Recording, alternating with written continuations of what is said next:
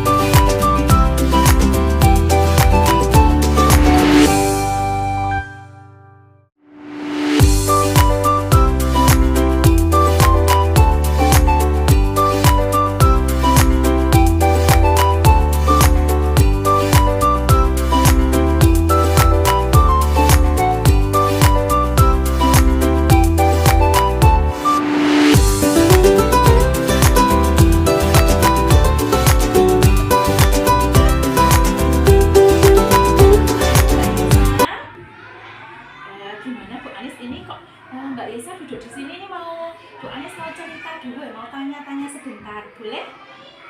Boleh. Mbak Yesa, hari ini tadi kenapa kok terlambat di sekolahnya? Tadi udah lihat Mbak Yesa belum sampai di sekolah ya? Kenapa kalau Bu Anis tahu?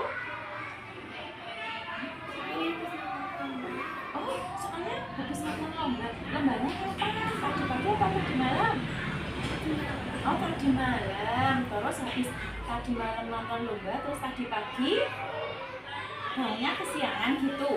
Oh, terus jadi sekolahnya jadi terlambat. Iya, Bu Anis tahu semua itu pernah berbuat salah. Bu Anis juga pernah terlambat ke sekolahnya, teman-teman juga. Iya, tapi pengen Bu Anis lebih baik lagi besok Mbak Yesa, ya.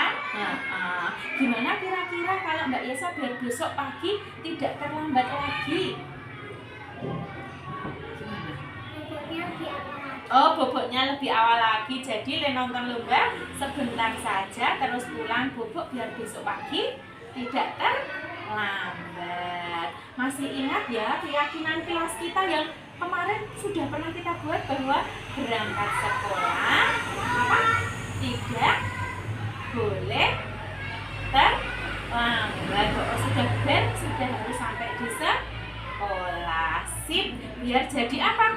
Anak yang disiplin. Oke, terima kasih. Berarti mulai besok lebih pagi lagi ya.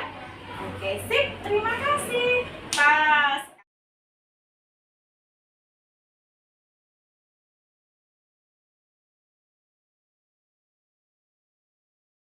Warahmatullahi wabarakatuh. Alhamdulillahirabbil alamin.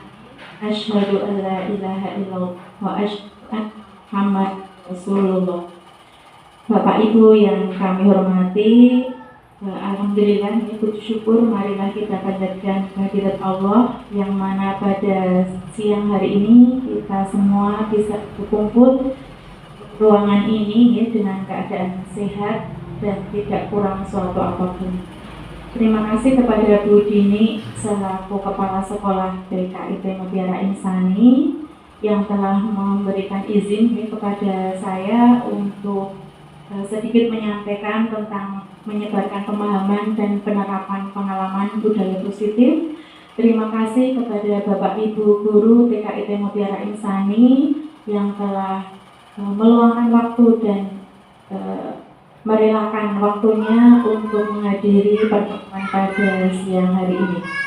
Shalawat serta salam semoga tetap tercurahkan kepada uswah kita Rasulullah Muhammad Sallallahu Alaihi Wasallam, keluarga, sahabat, dan semoga termasuk kita semua. Amin. Selanjutnya, langsung saja saya Siti Anissa, calon guru penggerak angkatan 11 TKIP Mutiara Insani Kulon Progo, akan menyampaikan tentang penerapan pengalaman budaya positif. Sebelumnya semuanya semangat Bapak Ibu? Semangat. Sip. Mana semangatmu? Ini semangatku. Oke, terima kasih. Alhamdulillah meskipun sudah siang tetap semangat. Sudah siap, kita lanjutkan untuk selanjutnya. Nah, sudah semangat, marilah kita tersenyum dengan bahagia hari ini, dengan bersyukur ya. Alhamdulillah masih diberikan kesehatan, kesempatan oleh Allah ya untuk siang hari ini, dan senyum bahagia ya untuk hari ini. Semoga keberkahan Allah berikan untuk kita semuanya. Selanjutnya tentang konsep inti untuk hari ini yang akan kami sampaikan tentang konsep inti. Yang pertama tentang bahan paradigma belajar, disiplin positif, nilai-nilai kebaikan, kebutuhan dasar manusia, motivasi perilaku manusia, posisi kontrol guru, keyakinan kelas, dan segitiga restitusi. Nanti untuk hari ini ya, konsep inti budaya positif nanti ada 8 poin yang ingin saya sampaikan. Yang pertama ya, tentang pembelajaran dengan paradigma baru. Nah, apakah pembelajaran dengan paradigma baru? Nah, di sini adalah pembelajaran yang dirancang berdasarkan prinsip pembelajaran berdiferensiasi, sehingga para peserta didik belajar sesuai kebutuhan, sesuai tahap perkembangan untuk mewujudkan profil pelajar Pancasila. Karena setiap anak itu mempunyai kemampuan, minat, bakat, karakteristik yang berbeda. Jadi kita sebagai pendidik, sebagai guru harus melayani, menuntun anak sesuai dengan kodratnya, ya, sesuai dengan keinginannya, kemampuannya, tanpa melupakan karakteristik dan minat bakat. Oke. Selanjutnya tentang miskonsepsi tentang teori kontrol. Nah, miskonsepsi yang pertama, ya, ilusi guru untuk mengontrol murid. Terus kemudian yang kedua, bahwa semua penguatan adalah positif, efektif, dan bermanfaat. Yang ketiga, ilusi bahwa memberi kritik dan membuat rasa bersalah menguatkan karakter. Nah, yang keempat, ya, ini mohon maaf kurang angka 4, ilusi bahwa orang dewasa berhak memaksa. Nah, ini adalah konsep-konsep yang memang harus kita hilangkan ya, bahwa kita sebagai dewasa, sebagai pendidik itu tidak boleh memaksa anak. Jadi ini miskonsepsi tentang teori kontrol.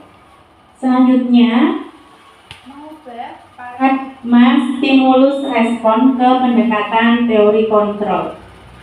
Nah, dari stimulus respon ya, awalnya realitas kebutuhan kita sama. Jadi kebutuhan kita itu sama. Kemudian untuk teori kontrolnya, realitas kebutuhan kita berbeda. Jadi sebenarnya kita kan berbeda-beda kebutuhannya. Terus untuk selanjutnya, semua orang melihat yang sama, kita mencoba mengubah orang agar berpandangan sama dengan kita, nah itu tidak mungkin ya. Kemudian perilaku buruk dilihat sebagai suatu kesalahan. Orang lain bisa mengontrol saya bisa mengontrol orang lain.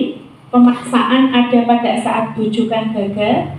Kemudian model berpikir menang atau kalah. Nah, untuk teori counternya, realitas kebutuhan kita beda, jelas ini ya. Kemudian setiap orang memiliki gambaran yang berbeda. Kita berusaha memahami pandangan orang lain tentang dunia. Semua perilaku memiliki tujuan. Setiap kita itu memiliki tujuan atau goal yang berbeda sendiri-sendiri, jadi tidak bisa disamakan. Hanya Anda yang bisa mengontrol diri Anda. Jadi kita sendirilah yang mengontrol diri kita sendiri, tidak orang lain malahan yang mengontrol kita. Nah, Anda tidak bisa mengontrol orang lain, ya. Jadi tidak bisa mengontrol orang lain, ya. Hanya kita sendiri. Kemudian kolaborasi dan konsensus menciptakan pilihan-pilihan baru, bahwa kita semua butuh kolaborasi kerjasama. Kemudian model berpikir menang dan menang. Untuk selanjutnya kita ke disiplin positif. Apakah Bapak Ibu disiplin positif itu? Disiplin itu berasal dari kata disiplin yang berarti belajar. Disiplin mengacu pada disiplin diri yang memiliki tanggung jawab terhadap apa yang berdasarkan nilai-nilai yang diyakini.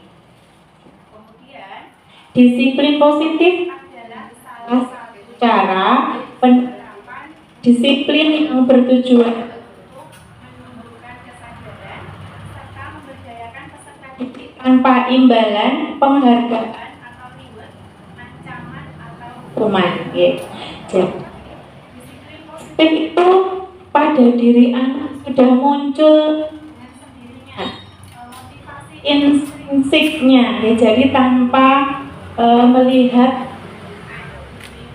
bintang, hadiah ataupun nanti ada sanksi. Nah, itu disiplin itu sudah muncul. Sebagai seorang pendidik, tujuan kita adalah menciptakan peserta didik yang memiliki disiplin diri sehingga mereka berperilaku mengacu kepada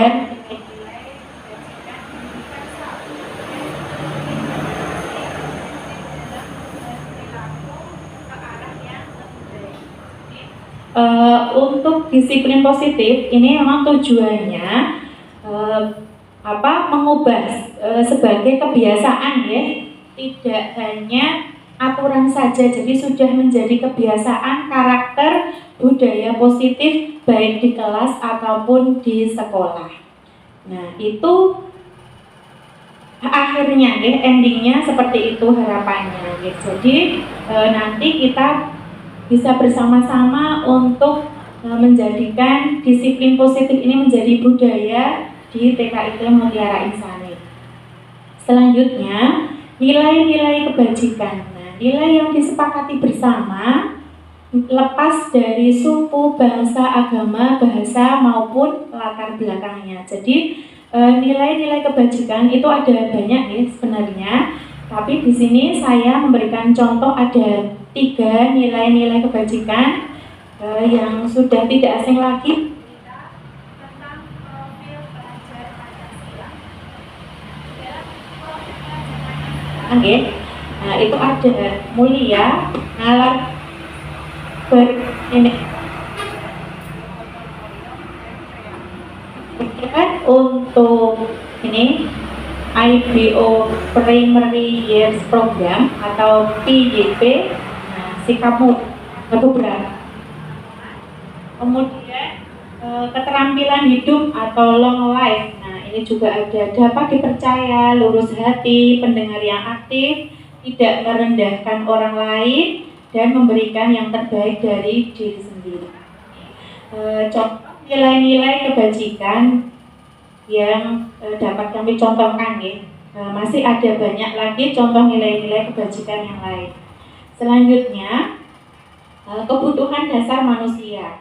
Nah, kebutuhan dasar manusia itu semuanya berbeda-beda, tetapi nah ini kebutuhan dasar manusia itu ada segala sesuatu yang kita lakukan untuk mendapatkan apa yang kita inginkan. Seluruh tindakan yang kita lakukan memiliki tujuan tertentu, dan semua usaha terbaik yang kita lakukan adalah dalam rangka agar kebutuhan dasar kita terpenuhi dengan baik. Jadi ya memang itu harus dipenuhi, bahwa kita semua butuh suatu kebutuhan dasar. Ada apa saja kebutuhan dasar manusia itu? Yang pertama, bertahan hidup. Jadi kita tidak mungkin hidup tanpa ada makanan, tempat tinggal, pakaian, keamanan dan kesehatan. Nah, keamanan kesehatan juga termasuk poin kebutuhan pokok manusia di bertahan hidup. Kita kalau nggak makan ya tidak akan hidup lebih lama ya. Jadi mungkin kalau puasa, nah itu juga ada batasnya ya. Tidak mungkin kita puasa berapa hari tanpa makan minum seperti itu. Nah, kemudian untuk tempat tinggal, nah ini juga ya, itu adalah fasilitas kita untuk bertahan hidup. Kebutuhan pokok manusia yang kedua adalah kasih sayang. Nah, kita itu butuh kasih sayang baik dari keluarga, suami, istri, anak, keluarga inti, keluarga besar, saudara, teman. Nah, ini butuh rasa diterima, ya. Nah, jadi kalau kita nggak diterima dari keluarga kita juga akan ada yang bisa menyakitkan, ya, dan tidak terpenuhi secara kebutuhan pokok manusia. Kemudian dipedulikan, jadi kita butuh untuk dipedulikan juga. Kemudian berbagi, kerjasama, menjadi bagian dari kelompok. Nah, kita adalah makhluk yang butuh kelompok, butuh orang lain. Nggak mungkin kita hidup sendiri. Seperti itu adalah kebutuhan pokok manusia, kasih sayang tadi. Untuk kebutuhan yang ketiga adalah penguasaan. Penguasaan di sini ada harga diri. Nah, kita semuanya punya harga diri, ya. Keinginan untuk dianggap. Jadi, kita butuh dianggap sebagai teman, dianggap dimanapun. Kita nggak mungkin ya nggak pengen dianggap ada secara fisiknya kok dianggap tidak ada, kan nggak mungkin. Pengennya juga seperti itu. Kemudian memimpin, berprestasi, diakui, didengar. Nah, ya, jadi ini ya untuk kebutuhan pokok manusia tentang penguasaan. Yang keempat adalah kebebasan. Bapak Ibu butuh kebebasan? Butuh ya? Ya. Oke, karena kalau kita tidak ada kebebasan pasti kita akan mengalami suatu kepenatan, tidak ada situasi yang membuat kita itu menjadi bebas hati, ya. Jadi tetap manut seperti itu terus, nggak mungkin, ya. Mandiri, nah ini nggak mungkin kita dituntut terus, diatur terus seperti itu. Kemudian mempunyai pilihan. Nah, setiap sesuatu, ya, itu hidup, nah itu juga semuanya pilihan. Mencoba hal yang baru. Nah, kita juga butuh hal-hal yang baru, butuh inovasi-inovasi, mampu mengendalikan arah dirinya. Oke. Kemudian yang terakhir, yang kelima adalah kesenangan. Nah, butuh banget ya kesenangan, ya. Nah, bermain, jalan-jalan, humor, antusias, tertawa, piknik. Nah, itu kesenangan untuk menghibur diri. Nah, itu juga kebutuhan pokok manusia. Kita tidak mungkin melupakan satu kebutuhan pokok ini, ya. Jadi misalnya kita nggak butuh kasih sayang, nah tidak mungkin. Kita nggak butuh bebas, tidak mungkin, ya teman-teman, ya. Nah, selanjutnya kita ke motivasi perilaku manusia. Apakah motivasi perilaku manusia untuk melakukan budaya positif tadi, ya? Yang pertama, motivasi secara eksternal dari orang lain atau dari luar diri kita. Itu yang pertama, untuk menghindari ketidaknyamanan atau hukuman. Jadi kita melakukan sesuatu itu karena adanya tidak nyaman, adanya hukuman tadi, ya. Misalnya mungkin kalau kita melakukan di jalan misalnya, belum timbul di dalam diri kita, belum muncul motivasi internal, nah mungkin kita membawa helm itu karena takut nanti ada hukuman atau sanksi yang diberikan, seperti itu. Nah, berarti itu masih motivasi eksternal. Yang kedua adalah mendapatkan penghargaan dari orang lain. Nah, ini juga termasuk motivasi eksternal. Kita melakukan sesuatu itu hanya untuk penghargaan. Kita melakukan berangkat pagi biar tidak terlambat, biar tidak ada sanksi, ada hukuman, biar ada hadiah dari yayasan. Nah, itu ternyata juga motivasi perilaku yang dari eksternal, bukan dari internal. Nah, motivasi apa yang termasuk dalam motivasi internal? Nah, itu yang ketiga, untuk menghargai diri sendiri dengan nilai-nilai yang dipercaya. Jadi, kita melakukan sesuatu itu tidak mikir ada hukuman, ada sanksi, ada reward, ada penghargaan, tetapi kita melakukan dari diri kita sendiri. Motivasi dari internal kita. Seperti itu, ya. Nah, ini adalah tingkatan yang paling tinggi. Selanjutnya, ini tentang hukuman tadi, ya, konsekuensi dan restitusi. Hukuman itu tidak terencana atau tiba-tiba. Jadi melakukan sesuatu salah terus diberikan hukuman. Nah, murid tidak tahu apa yang akan terjadi atau tidak dilibatkan. Jadi ini hanya sebatas bu guru saja. Ya, jadi anak datang terlambat, langsung karena kamu terlambat, misalnya berarti kamu nanti masuk kelas jam kedua misalnya. Nah, itu ya sudah besar, ya, itu misalnya datang terlambat terus nanti berdiri di tengah lapangan, misalnya, itu juga hukuman. Selanjutnya sifat satu arah. Ini satu arah hanya satu bu guru saja, jadi anak-anak tidak dilibatkan, yes. Seperti itu. Untuk yang keempat adalah berupa hukuman fisik atau psikis. Nah, hukuman itu bisa menyakitkan secara fisik atau psikis.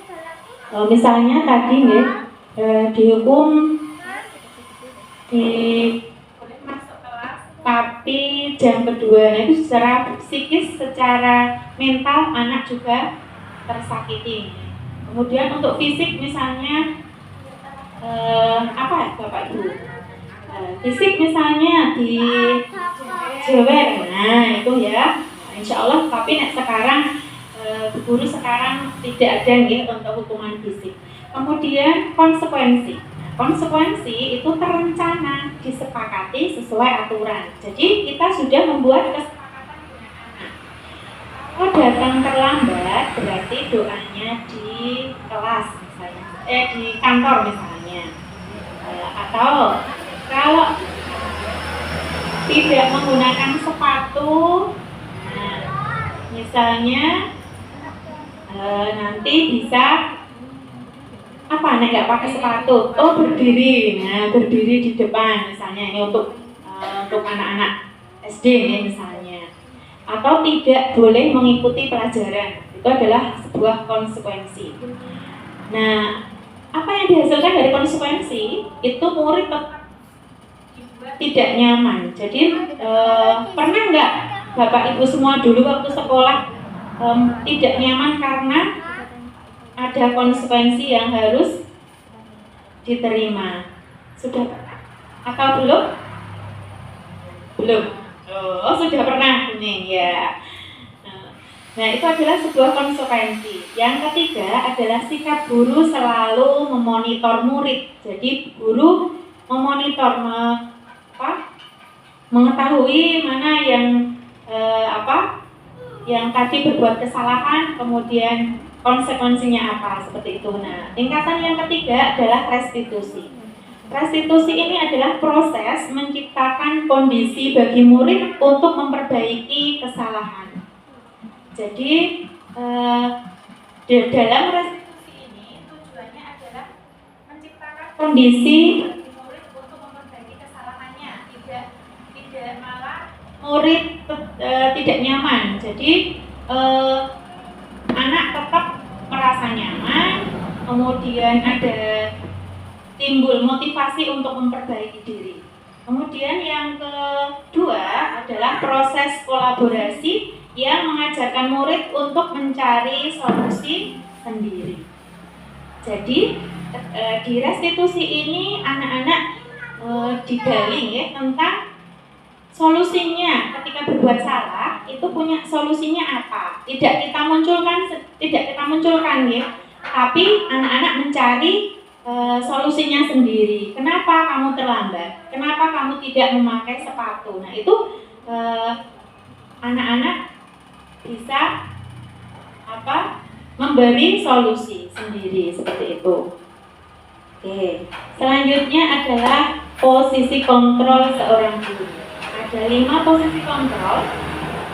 Pertama adalah penghukum, kedua pembuat merasa bersalah, ketiga teman, keempat pemantau, dan kelima manajer. Nah, ada 5 ini, kira-kira Bapak Ibu sudah pernah menjadi penghukum? Pernah ya, ternyata ya. Saya sendiri juga pernah ya.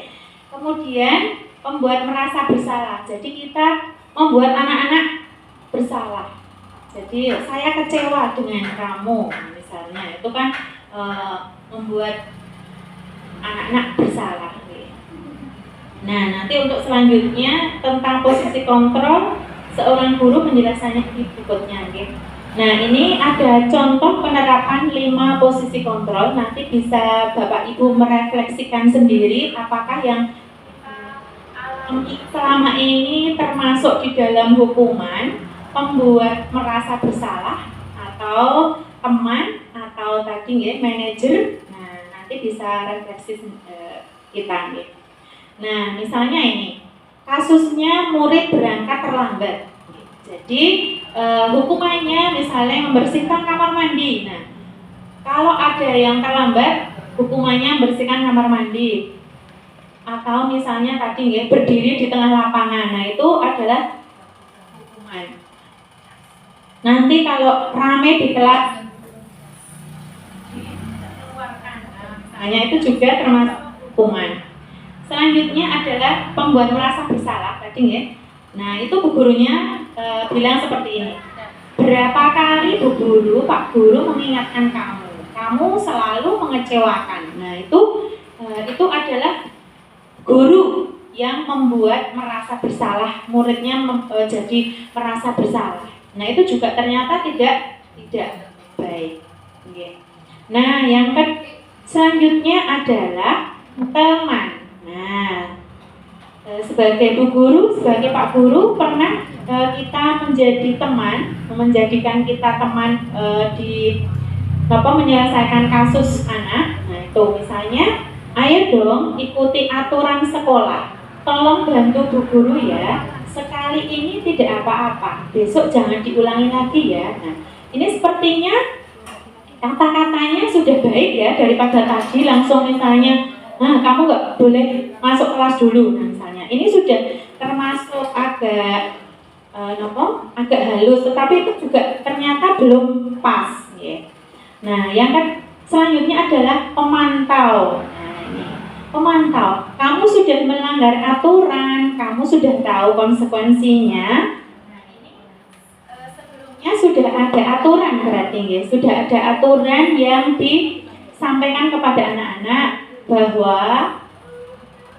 berangkat sekolah jam 7 misalnya. Berarti anak-anak harus masuk jam 7, tetapi karena ada yang terlambat tadi jadi melanggar aturan. Nah, sudah tahu konsekuensinya. Itu sudah disampaikan di awal ketika ada aturan dan konsekuensinya. Itu sebagai pemantau saja. Nah, guru sebagai pemantau. Nah, yang terakhir, nah ini sebagai manajer. Ini adalah tingkatan yang tertinggi dan yang paling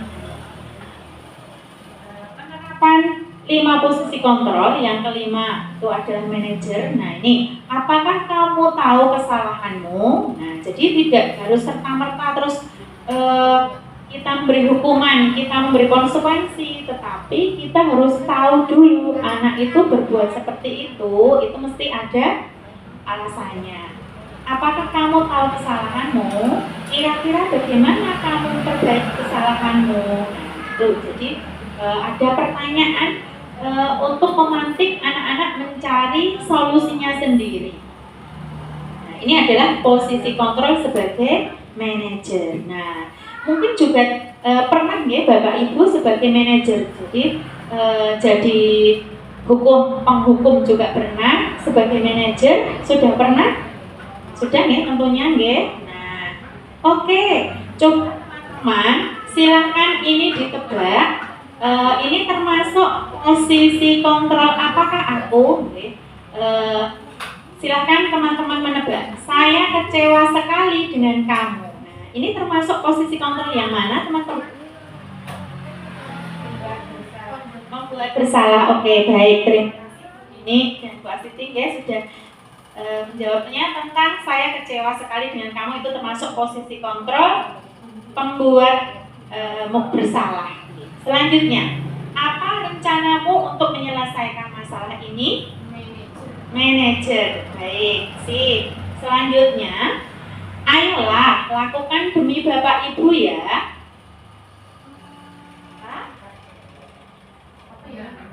Ayolah lakukan demi Bapak Ibu ya. Sebagai teman ya. Oke, selanjutnya kamu tidak akan mendapatkan bintang kalau tidak mengerjakan tugas.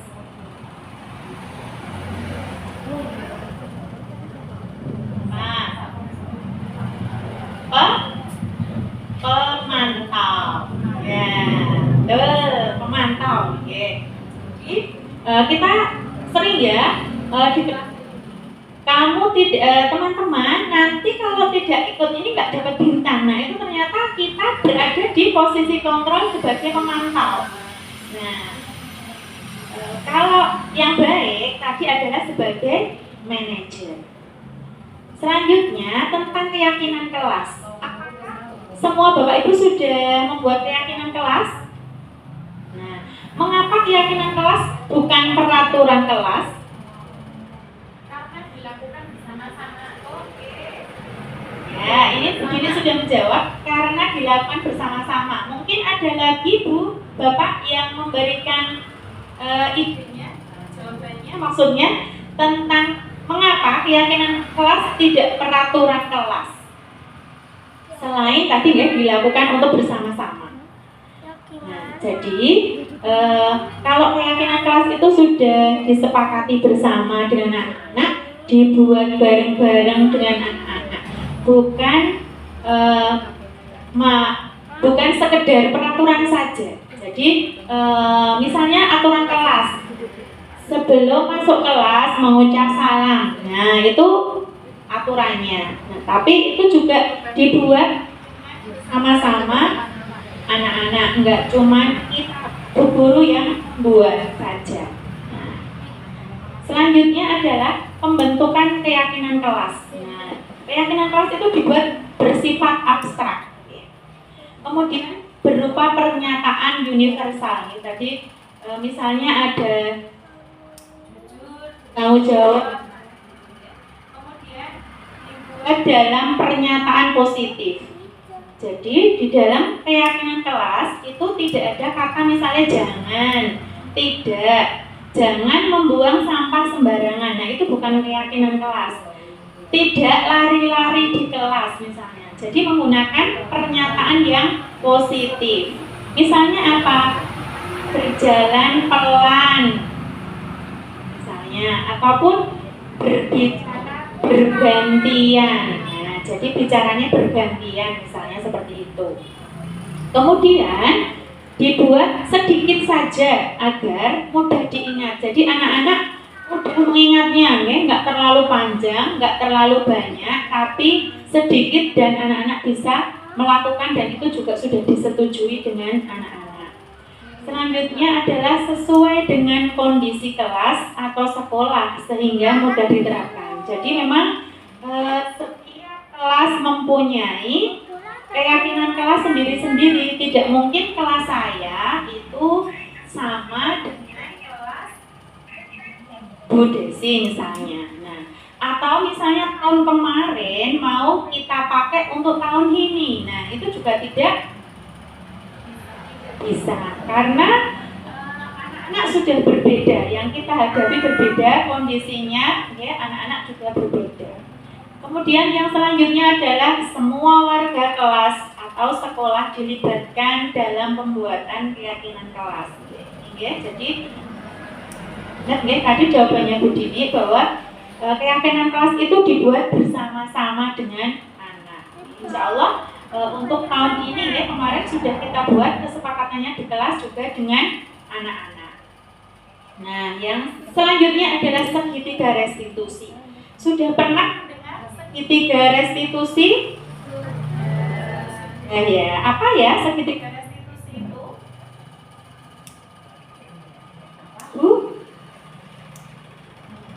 Nah, sudah mendengar ya, pernah mendengar mungkin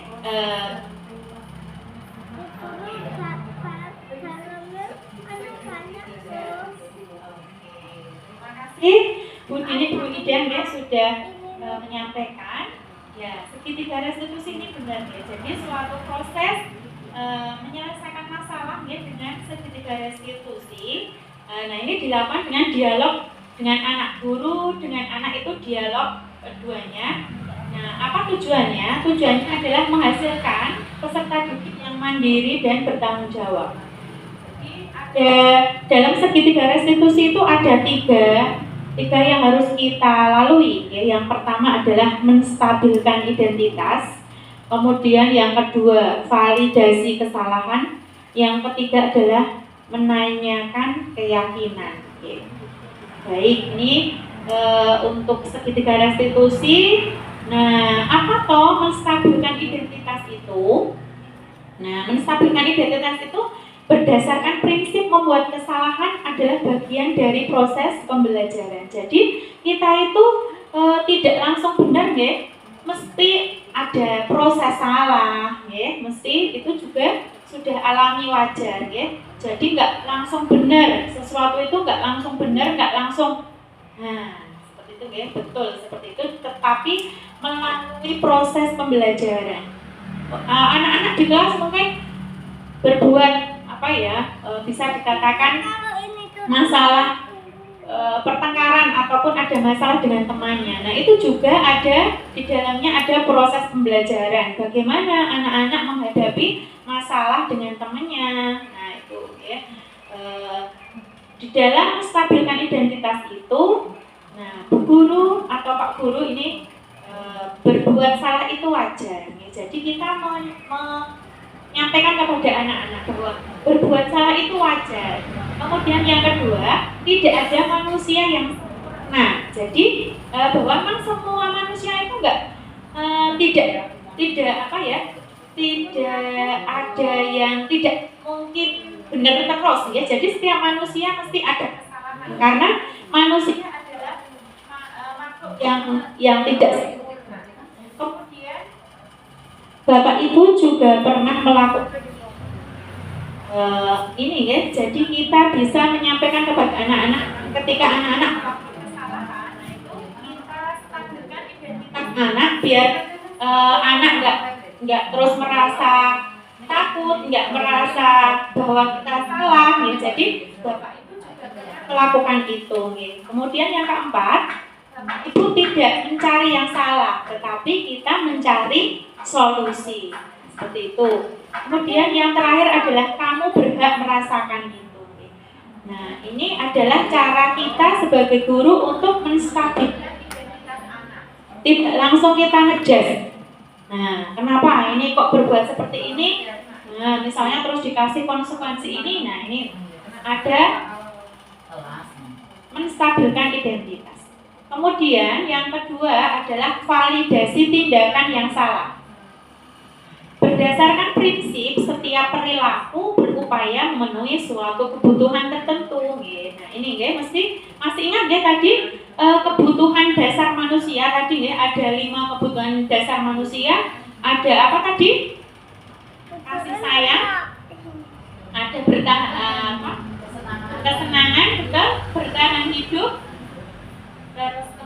kemudian kebebasan, kekuasaan. Nah, terus yang ya itu ya. Nah, ini juga kita validasi ya. Validasi tindakan yang salah ini mengacu pada tadi ya, bahwa semua manusia itu juga butuh tadi ya, berupaya untuk memenuhi kebutuhannya. Kamu pasti punya alasan mengapa melakukan itu ya. Jadi ketika anak-anaknya memukul temannya, nah kita juga bertanya, kamu pasti punya alasan mengapa melakukan itu ya. Nah, padahal kamu bisa melakukan yang lebih buruk lagi ya. Nah, jadi ternyata tadi cuma dipukul, nggak sampai di misalnya misalnya yang lebih ya. Misalnya didorong sampai jatuh, sampai keketok misalnya. Nah, kamu patut bangga karena sudah melindungi sesuatu yang penting buatmu. Ya. Jadi ketika ada perselisihan dengan temannya, kenapa dia membalas? Karena dimulai dulu dari temannya. Kita anaknya yang tadi itu melindungi dirinya. Nah, itu juga kita validasi ya. Kamu melakukannya karena mempertahankan sesuatu yang penting untukmu. Nah, ini ya. Nah, selanjutnya adalah yang ketiga, menanyakan keyakinan. Berdasarkan prinsip teori kontrol bahwa pada dasarnya kita termotivasi secara intrinsik tadi ya, muncul dari diri anak, dari diri kita ya.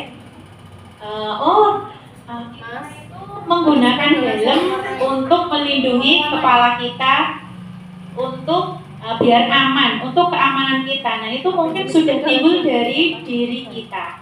Nah, kalau anak-anak misalnya, nah ini apa keyakinan kelas kita setelah tadi menstabilkan identitas, validasi kesalahan. Nah, yang selanjutnya adalah menanyakan keyakinan. Nah, masih ingat keyakinan kelas kita?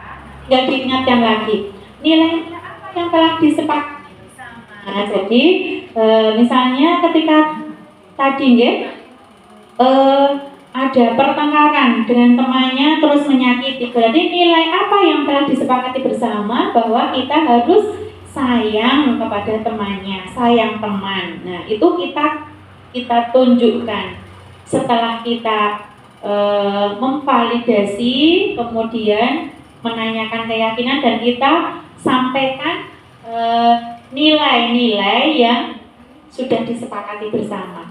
Yang ketiga adalah seperti apa gambaran sebuah kelas yang ideal menurut kamu. Nah, ini mungkin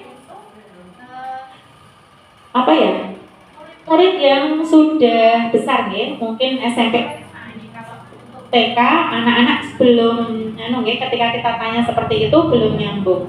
Kamu ingin menjadi orang seperti apa? Nah, itu juga untuk anak-anak yang sudah besar. Nah, ini penerapan segitiga restitusi nih kemarin sudah pernah saya laksanakan. Ini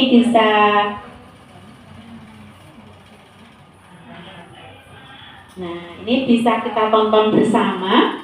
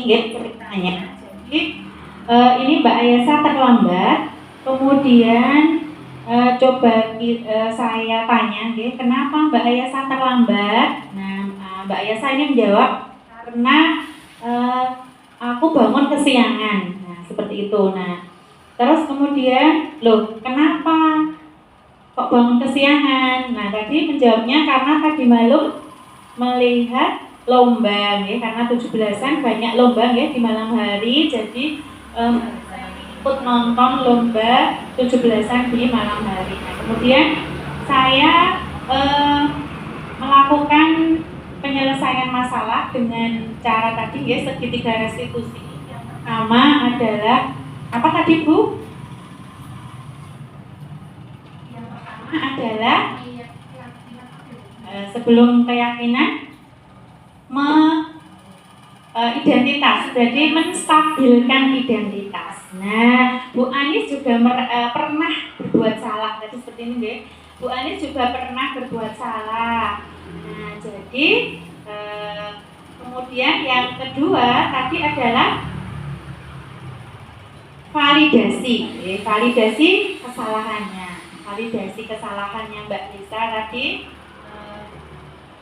Bahwa ternyata tadi malam nonton lomba. Nah, ada gimana caranya biar besok pagi tidak terlambat. Nah, kemudian Mbak Yesanya tadi menjawab nanti malam boboknya lebih awal lagi, seperti itu. Nah, itu adalah bagian dari validasi kesalahan. Nah, yang ketiga adalah tadi menanyakan keyakinan, karena di sekolah, di kelas itu sudah ada keyakinan kelas.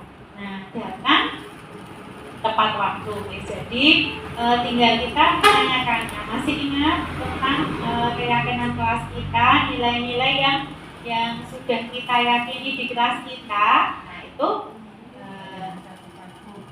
tadi juga jawab masuk tepat waktu. Kemudian saya menunjukkan nilai-nilai tadi, nilai-nilai kebaikan itu adalah disiplin. Nah, itu contoh penerapan segitiga restitusi. Mungkin dari teman-teman juga nanti bisa kita ngomong karena kami juga sudah jelaskan, kami paparkan tentang ada 3 langkah tentang segitiga restitusi, nanti bisa dilaksanakan. Nah, untuk selanjutnya pada kegiatan siang hari ini dan mungkin dari teman-teman salah 1-2 bisa menyampaikan untuk umpan balik atau refleksi tentang penyampaian saya hari ini. Monggo bisa disampaikan dari siapa? Monggo. 1-2. Karena ada dua dari sebelah timur dan sebelah kanan. Dari sebelah kanan dulu.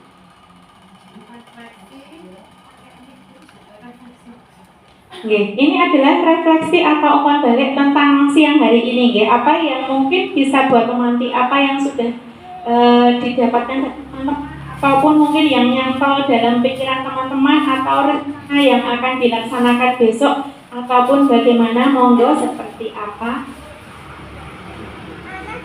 Terima kasih atas waktunya Ibu Anis untuk kegiatan terkait disiplin positif yang saya tangkap untuk hari ini. Jadi bagaimana caranya kita bisa membuat budaya disiplin di sekolah.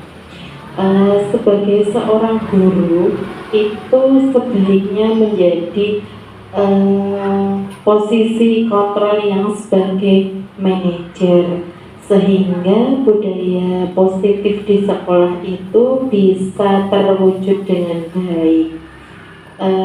Dengan adanya disiplin positif, maka anak-anak pun akan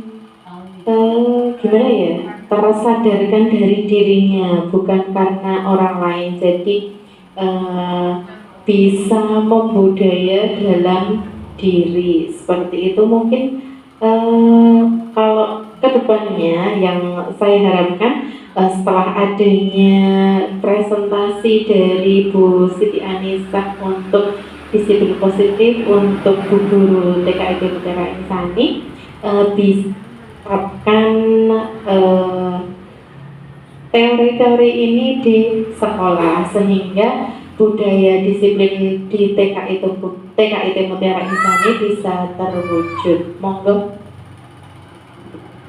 Terima kasih kepada Bu Dini yang telah memberikan refleksi untuk kegiatan siang hari ini. Jadi tadi sudah disampaikan bahwa budaya positif harapannya besok bisa membudaya di sekolah kita. Monggo dari sisi timur.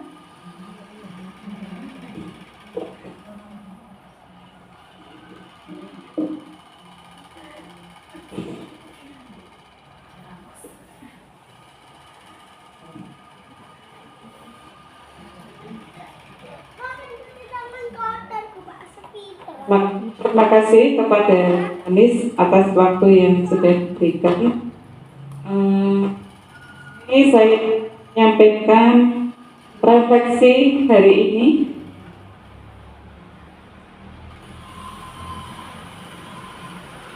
tentang yang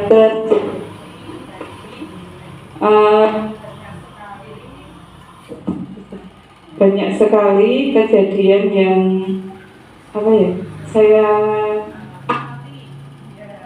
untuk tadi waktu ada kegiatan dengan Bapak Kunci, nah di luar itu banyak anak yang tidak mau masuk. Awalnya sudah saya ajak masuk, tetapi tetap tidak mau dan saya biarkan di luar, tapi sambil saya amati di situ ada beberapa kejadian yang main fisik lah istilahnya, ada yang memukul-mukul, ada yang kejar-kejar dan yang lainnya. Nah, setelah ada kejadian itu, langsung saya dekati anaknya. Saya pemahaman kepada anak tersebut. Itu saja. Bahkan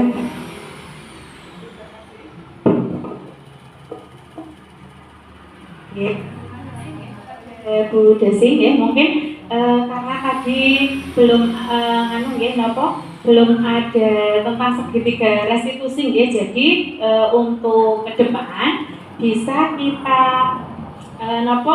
kita lakukan dengan penyelesaian segitiga restitusi. Misalnya bertanya apa tadi, kenapa di luar, nah betul. Terus selanjutnya untuk sebaiknya, nah itu tadi kemudian disampaikan. Nah, terus juga bisa ditanyakan kira-kira apa yang akan dilakukan biar bisa kembali masuk di dalam kelas. Nah, kemudian yang terakhir bisa kita tanyakan tentang keyakinan kelas kita bahwa ketika bermain di waktu jam istirahat, nah itu kita tanyakan kepada anak-anak. Terus kemudian untuk menunjukkan nilai-nilai kebaikan adalah biar tertib, disiplin. Nah itu adalah bagian dari segitiga restitusi. Harapannya tadi sudah disampaikan dari Bu Dini. Semoga kita ke depan bisa melakukan penyelesaian masalah tentang segitiga restitusi ini, dan kemudian budaya positif bisa menjadi budaya beneran di TK kita. Seperti itu. Selanjutnya terima kasih atas waktunya, atas atensinya dari teman-teman. Mungkin itu dari penyampaian saya hari ini terkait dengan pemahaman dan pelaksanaan budaya positif yang sudah saya lakukan di TKIP Mutiara Insani. Pastinya banyak salah, banyak kata, dan mungkin dari teman-teman juga ada yang misalnya belum jelas, nanti bisa kita diskusikan, bisa mencari referensi dari yang lain ya. Akhir kata dari saya, banyak salah, mohon maaf. Astagfirullahaladzim. Assalamualaikum warahmatullahi wabarakatuh.